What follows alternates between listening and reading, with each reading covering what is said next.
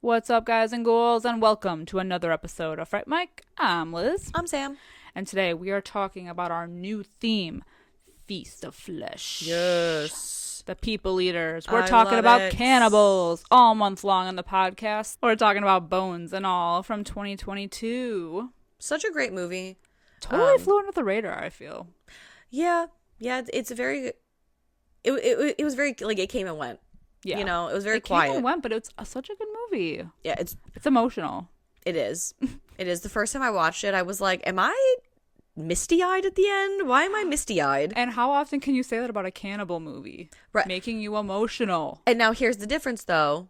They are not cannibals. They are eaters because they encounter cannibals, and it makes them very uncomfortable. That's true. But I'm still going to call them It's a cannibal love story, please. They need people in the same way that vampires need people, need blood. Yes. But they are, I don't know, moral about it? I think they try to be. Yeah. Which is like a big theme, I think. When you have something that you're a creature that you don't want to be, you're forced to do things that you don't want to do. Yeah. And it becomes a moral battle. It's a people don't understand me. Yeah. I'm just trying to fit into the world kind of thing. Mm-hmm. It's a really, it's a soft, quiet movie. It's a slow burn. It's, I would say, horror in an unconventional way. But it's so beautiful. So please, if you haven't, check it out before you listen to this podcast. You have to see it. And it's funny because it kind of falls into that trend. So I just recently watched this movie called Humanist Vampire Seeking Consenting Suicidal Person. That's the name of the movie. Okay. I had to look it up again just to make sure that I got all of it right. And that came out in 2023. And that one is about a girl who's a vampire, born in this family. And she has a moral dilemma about killing people to feed. Similarly to how Marin, our girl Marin in this movie, has that problem with needing people. Yeah. Because she has that moral dilemma of I don't want to kill people who are have families or are important or whatever, and it just bothers her the whole time. Yeah. And it's it's an allegory for, I guess, fitting in. I mean, this movie is just, it's like a coming of age, growing into yourself. I don't know, it's just sad. It is sad. It's sad, but it's beautiful, and there are parts that make you feel so uncomfortable. There's a line later in the movie that I have to talk about when we get there, but I just thought, I feel like this line specifically should be written everywhere for everyone to see, in schools as a reminder, because it's basically about trusting your gut. Mm-hmm. And so Marin encounters this guy named, I'll just say it now because it's not really spoiling anything, but she encounters this man named Sully, who's also another eater, and he's the first one other than her of their kind that she really runs into. And he's weird from the get-go, but later on when she runs into him again, he basically is like, oh, you should come with me. And she says, I don't want to. And he says, do you not trust me? And she says, I don't trust you. And because she's like, I'm not going with you. And she says, I don't trust you. And it doesn't matter if I'm right or wrong. It just matters that I feel it. Mm-hmm. And he basically calls her a cunt and a bitch for it. Mm-hmm. But I just thought and I'm sure the line resonated with me the first time I saw it, but watching this again and to take notes, I was like, that should really be taught to everyone. Yeah. Especially women. 100%. Maybe that's why it resonated with me so much, because you do get into situations where I know myself, I can't explain why it feels wrong or why I feel uncomfortable, but I just know that I do. Mm-hmm. And I don't care if it's rude. I don't care if I am wrong, but I feel that way and I have to leave. Or just anyone who has a problem with social graces, wanting to do the right thing or pleasing people and not like saying what's on your mind or doing the thing, like if you feel something in your gut but you're trying to be polite about it, like that's one of the biggest things that freaks me out about like social grace type horror movies, like Speak No Evil. yeah, like Speak No Evil or like The Invitation, where you have like a situation where you're uncomfortable, but because you don't want to be rude and leave, you're like, you know, because it's like we've all felt that way in some way. Like you're like, oh, I'm trying to not make this like weird, so like I'm not gonna get myself out of the situation and be vocal. For those of us who are not like that, don't like confrontation, don't like that. That's like a horror. That's a real horror thing for me. Yeah, like something like Funny Games, even where it's like it's as innocuous as a neighbor being like, "Oh, can I borrow some eggs?" Like, yeah, like for the socially awkward and all. Absolutely, a real terror, and like that. So I feel like that is true. Yeah, like you should always go with your gut, and if you feel uncomfortable, then like that is definitely something that you need to pay attention to. 100%. And I just feel like Marin, for being as young as she is in this movie, she's what, like 18? Yeah, I think she said she's 18. So like when she meets Lee, I'm 18, so like it's cool, you know. And in a way, everything she knows is instinctual. Yeah, in a way, because she animal instincts, perhaps. Well, she is bouncing around, so we follow like her and her dad in the beginning. Basically, they're bouncing around from town to town because she's grown up with this thing where, you know, she goes to a sleepover and she's like hanging out with these girls, and all of a sudden she just like starts biting off this one girl's finger, and there's like no real explanation yet at that point, just that she has this hunger. And, you know, like the dad said, like, oh my God, you did this again. Like, I can't believe you did this again. So they're constantly bouncing around from place to place. So she's not getting like education, really like steady education, a steady like home life stability, situation. Yeah. So everything is instinctual for her. She's learning on the go. Let's talk about how gross that scene though is when she eats. Like, she literally slurps basically like the flesh off of that finger too. Oh God. Yeah.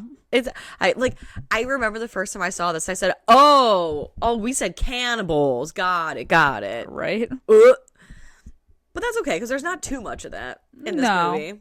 Yeah, for the amount of people eating there is, it's not that like graphic. Yeah, not that graphic. But you're 100%. She's basically running off of like instincts. Those base animal instincts. Yeah. Also, before we get too much into that, let's do the scores real quick too. Scores: 6.8 out of 10 on IMDb. 82% on Rotten Tomatoes for anyone interested. All right, so for the people who this didn't fly under their radar, they do enjoy it. Yes. Yeah, I feel like for us locally, I know it was in our theater, because I had intended to see it, and it just kind of like came and went.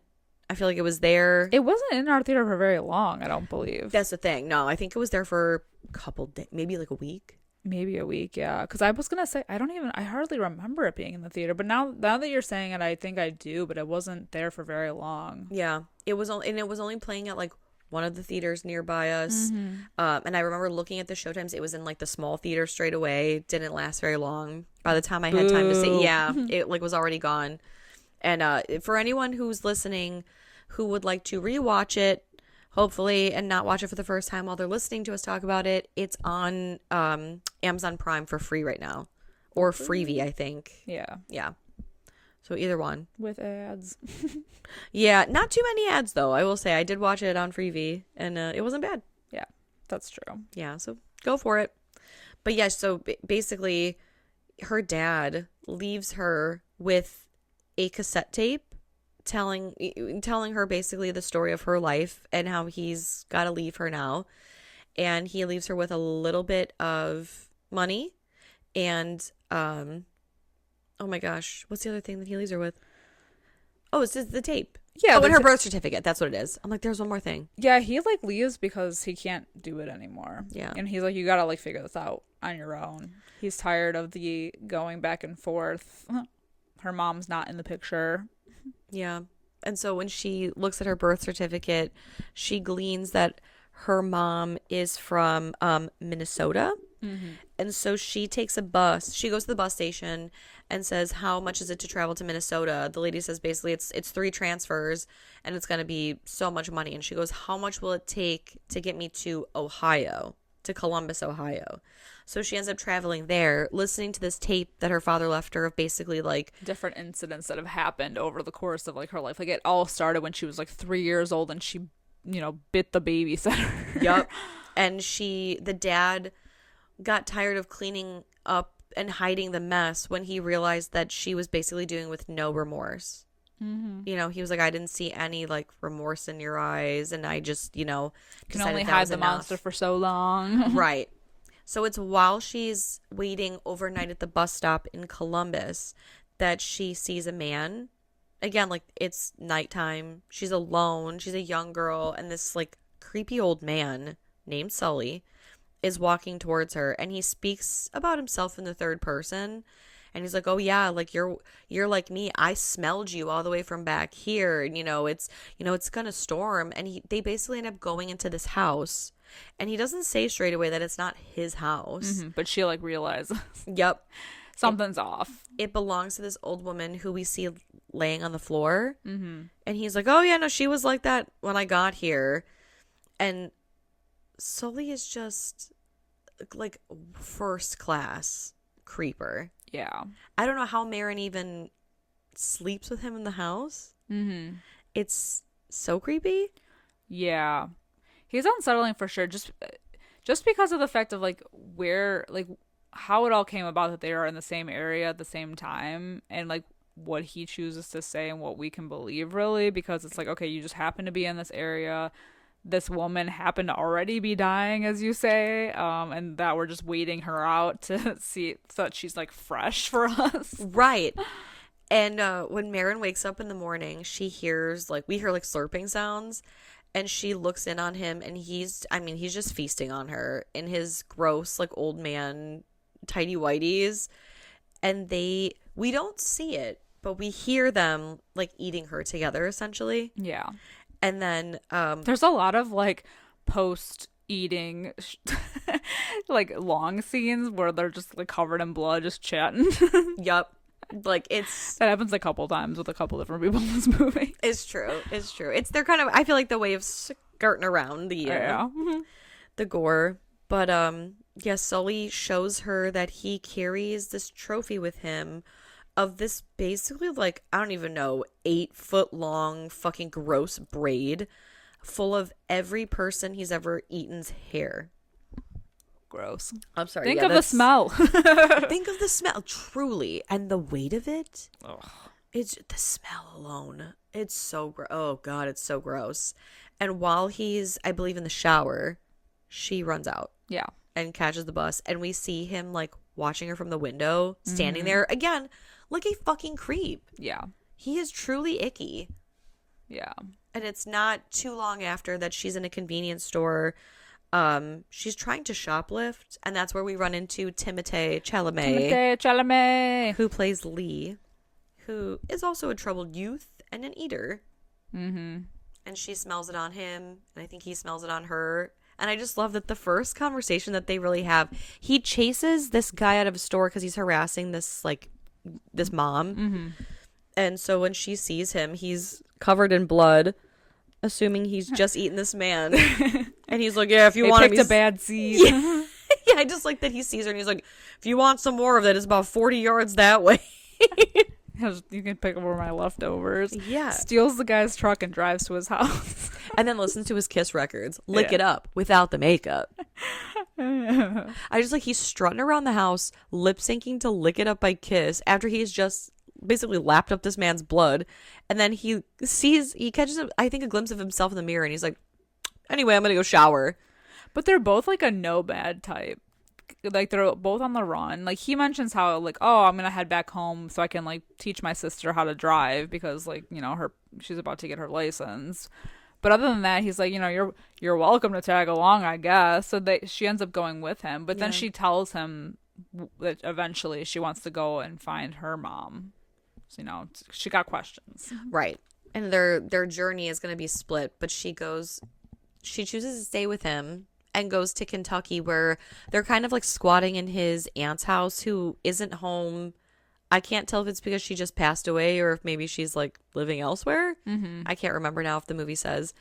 But his sister, what's her name? I wrote it down. His sister? Yes.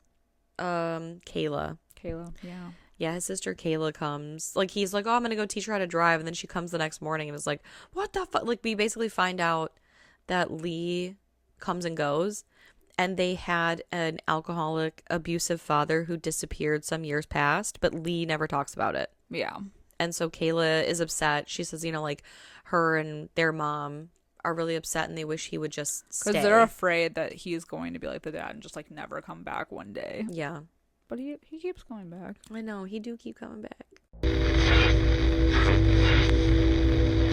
Enjoy the podcast, like what you hear, and you want to hear more? Well, you're in luck. We have a Patreon. That's right. If you don't know, we talk about new movies on our Patreon. We do monthly rewinds so that way you can find out what we are watching between our main episodes. Sometimes we craft spooky cocktails to match our theme of the month and watch parties galore. So much fun over there.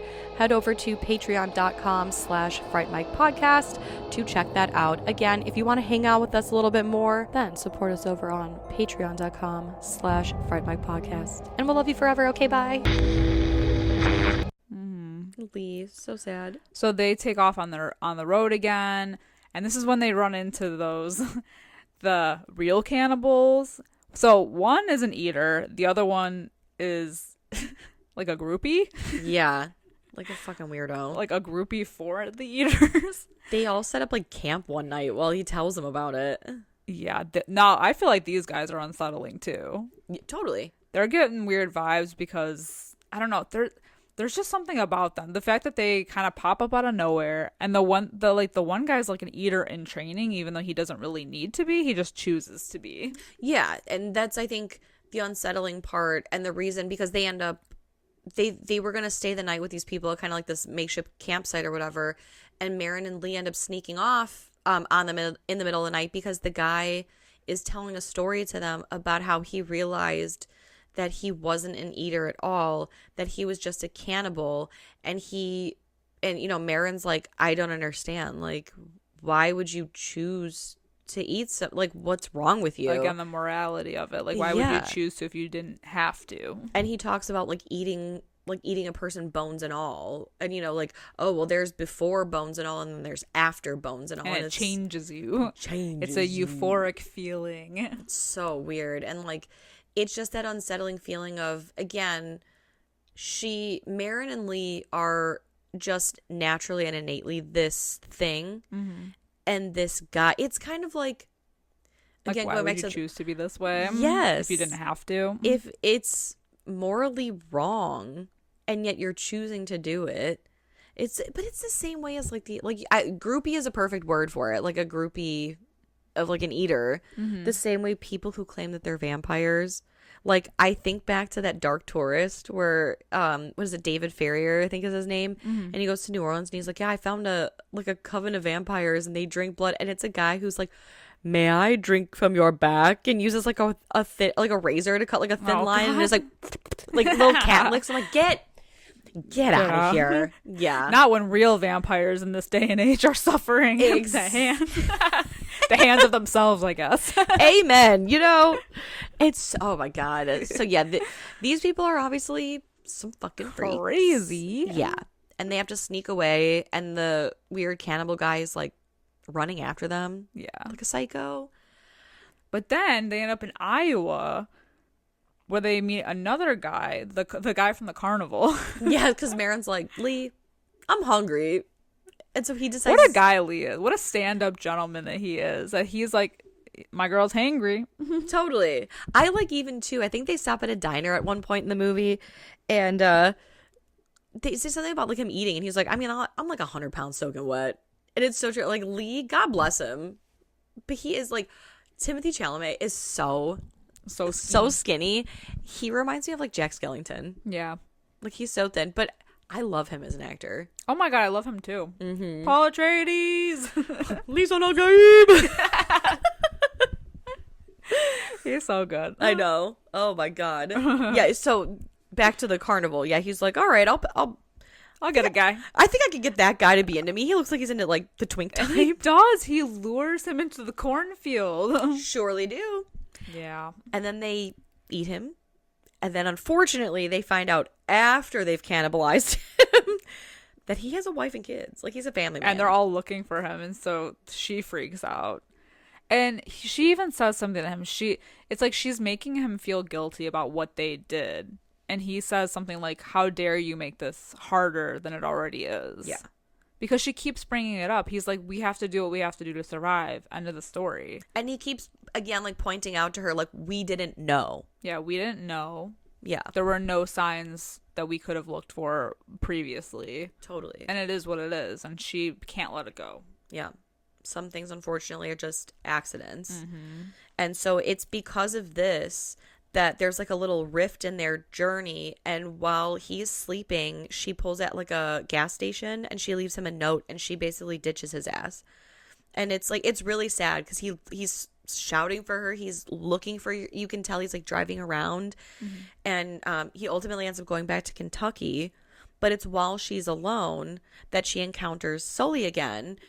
And, you know, she's like, have you been following me? And he even mentions like, oh, where's your boyfriend? If he is your boyfriend, because, you know, like, you guys have been hanging around together. And yeah, he's been following her. Mm-hmm. And it's very uncomfortable. Oh, and she does get the like closure about her mom too after visiting her grandma. Mm-hmm. Who like explains to her that like none of them knew she existed. Like, the grandma didn't know that she existed before, but then basically says, like, your mom went off to, like, an institute, like a psychiatric institute. So when she goes to see the mom has bitten her own hands off. Yep. And is basically like, I'm going to put you out of your misery to avoid this life. And it's so she tries crazy. to kill her. It's so crazy. Yeah. How sad. Mm-hmm. Like, I thought this whole movie is like got like such a sad undertone to it. It does. Or maybe it's an overtone. It's a sad overtone to it. It's a sad cloud. Yeah. And it's sweet when she ends up like rekindling with Lee. Mm-hmm. You know, because they're just like two sides of the same coin. They're just two people trying to. Well, and it's cute because when she runs into his sister before she runs into him. Yeah. And she's like, you know, I'm assuming that he doesn't want to even see me, but I was in town, so I thought I would stop by to see him. And she's like, he hasn't been the same. You know, he's like a recluse living down by like the creek. Yeah. Like camping out of his truck. Like Huck Finn over there. And so it is cute when they finally do reunite. And Kayla does tell Marin a little bit too before she sees Lee about their dad. But we get the whole story from Lee. So Kayla says, yeah, basically, you know, our dad used to beat us, and one day he beat us so bad, and Lee was like, go run and get help. And by the time I got back, he was covered in blood, and our dad was gone. And, you know, he was covered in so much blood that they had to hold him, but they realized it was just covered in his blood. So, like, or his own blood. So they let him go. And after Marin and Lee reconnect, it's cute too, because he's like, I don't want to talk about it. And she has this gentle way of pushing him enough to get him to open up about the fact that his dad was an eater and would like nibble on him. He's got like that bite mark on his chest. Mm-hmm.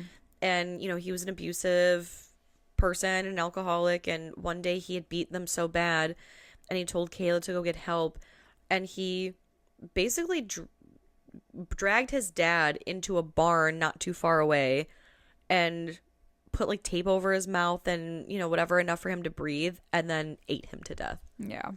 And he feels the guilt about it. Yeah. And he kept saying to her, like, am I a bad person? Am I a bad person? I know. And she's like, you're not a bad person because you protected the ones that you love. Mm-hmm. It's like, yeah, like he ate a person. He killed somebody. He did a bad thing, but it's that morally great, like Dexter killing serial killers, you know, like he is a serial killer, but if you're killing serial killers, you're doing right? Right. It's like two wrongs don't make a right, but they do make a point. Yeah. Hey, I mean, that's fair. Right? You know? We can't blame you, Timothée Chalamat. No one could make me hate you. You're adorable.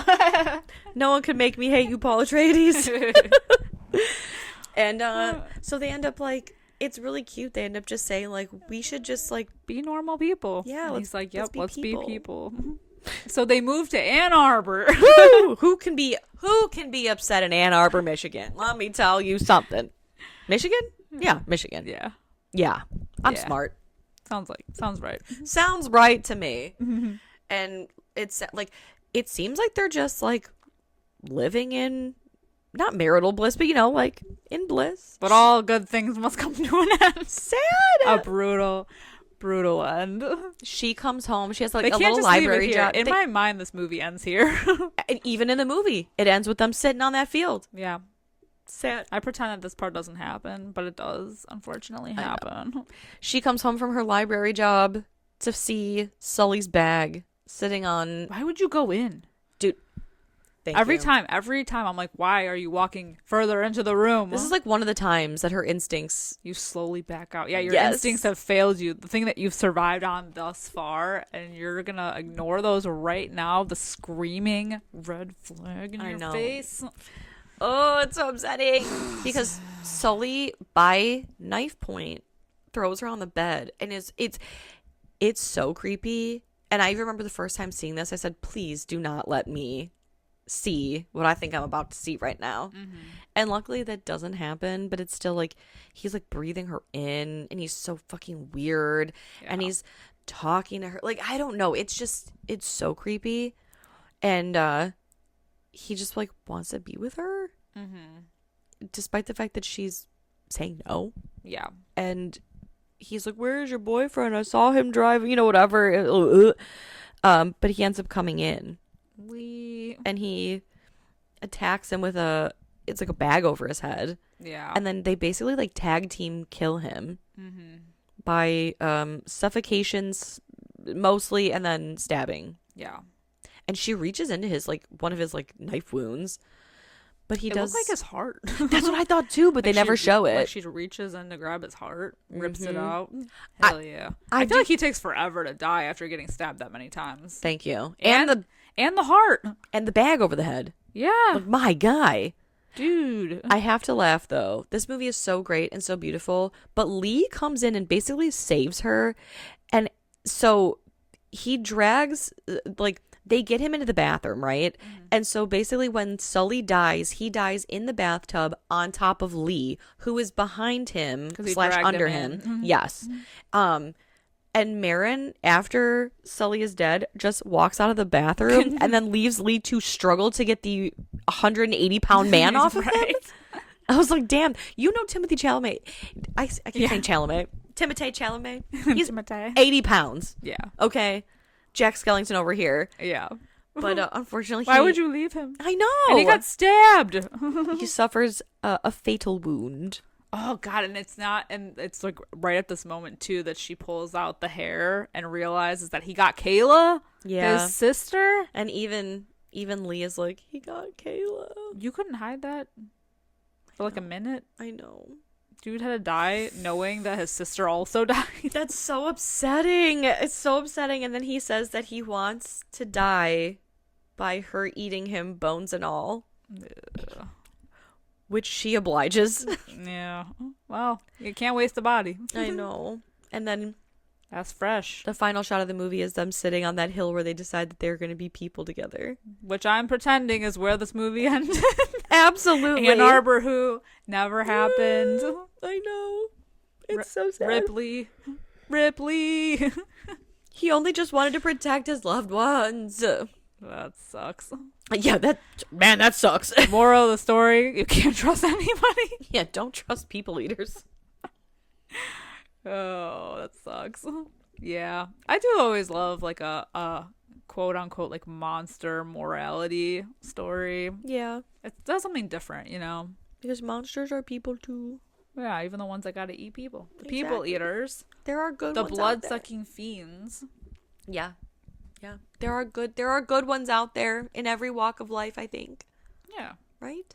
I mean, I think so. Yeah. I think this was the first movie. I think this is actually, let me correct myself. I think this is the only movie that I've ever seen Timothée Chalamet in where I said, smash. Yeah. And I'm interested. Because in everything else, I'm like, oh, is that It's that Timothée. Old he's Timothée. Yeah. I heard And he's a great actor. he really is. Like Honestly, everybody in this movie is great. yeah. They're all Agreed. fantastic. They have good chemistry. Even creepy old Sully. He's good at being a creep. Yeah, I mean I love that. I know. love when you can be like really like unnerved by someone so bad. I know. That's like a sign of good acting. Well, and it's such a it's hard to be intimidating. It's such a 180 from like his role in Ready Player One, because he's like the game creator who created like the Is he? yeah I've only seen the movie once. yeah he I forget what his name is in the movie, but he's the guy, like the shy nerdy guy who created that like metaverse thing that they're in. So it just was funny to see him like as a frail old like gamer loser to now this like absolutely horrific Creepy like eater. drifter dude. Yes. I'm pulling up the actress who played Marin because I feel like I have to shout her out by name. Taylor Russell. Taylor Russell. Truly wonderful. So good. Yes, like everybody in this cast, so good. This movie's just beautiful. It is beautiful. It's a disturbing story, but shot beautifully Agreed. and acted beautifully. Agreed 1,000,000%. Yeah. And what would you rate this movie? My Letterboxd score says 4 out of 5, and I think I'm gonna stick with that. Yeah, I think that's what mine does too. I'm pretty sure. I think 4 out of 5 is fair. Yeah, I enjoy this movie a lot. I do It's too. sad, but it gives you something different in this type of genre of cannibals. It could go horrifically, exactly. but somehow this movie makes it beautiful. Yeah, I like literally the first time I watched this, when I was like misty eyed at the end, I was like, why am I crying at this? Like this isn't what I thought. She's eating him. Bones and out, man. That's gonna be crunchy. Disgusting. I hope she sucked the marrow out of those bad boys. Ugh. Spread it on toast. Well, he is all bone anyway. He's all, but like the scene where they're Bones sitting and on, all? literally sitting. There on is that no hill. all. There is no all. Yeah, there's nothing left. That scene where they're sitting on the hill and he's telling her about like what really happened with his dad, and his knees are bent, and you can see like every tendon. I said, "Oh my god, the Jack Skellington knee." I think Jack it's Skellington at leg. it's at one point he's wearing like low rise ripped jeans, and so you see like his hips pop out Yeah. of his low rise, and then you see like the giant holes in his like bony little knees. I love him so much, And yet he has like an 8-pack. he's so cute. I know. He got beefed up a little bit more for Dune. A little bit. A little bit. I think it's because Maybe he's a got little bit. that shit on, like the armor or whatever. It's 20 His extra cape. pounds of just costume. He's got the cape on. He's got the cape adds 10 pounds. The cape adds 10 pounds. Oh man. No, what a truly wonderful treat though. Yeah, This movie is. it's a good time. Let us know if you have watched Bones and all. If you haven't, like, definitely go check it out. We recommend it, obviously. 4 out of 5 all around. Hit us up in our Discord and follow us on all social media at Fright Mic Podcast. And if you have a few minutes and you don't mind just giving us a quick 5-star rating and review, we would really appreciate it. And until next time, I'm Liz. I'm Sam. Rest in peace.